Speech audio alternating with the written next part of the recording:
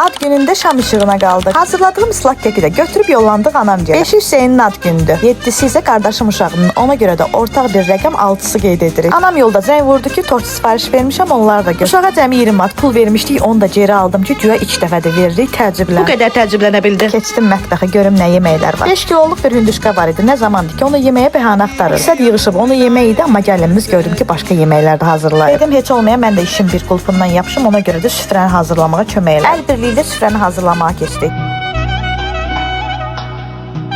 Bu mənim qardaşımın balaca uşağı Səccad. Bu isə bizim Ağır abi Həsən. Nadir hallarda hardasa gülər. Bilmirəm sizdə də belədir ya yox, bizim qonaqlıqların olmazsa olmazı aşdır. Mən ən çox çığırtmalı aşı sevirəm. Burada Hüseyn özünü çox balaca bilir. Bu da mənim diyetoloquma çəkdiyim boşqab. Day xəbəri yoxdur ki, ondan sonra da çığırtmalı aşı yemişəm. Həsənə dedim ki, yeməyini hamıya salam ver. Bu isə bizim çəkməli pişiyimizdir. Kim corabını çıxarsa götürüb yeyinir. Elə tortu kəsəcəkdik ki, işıqlarımız söndü. Nə yaxşı ki, bu gəlinlik lampası var imiş. Görün sizə nə göstərəcəm. Mütləq bundan evə də alacağam. Çox işə yarayan bir şeydir. Teknolojiya.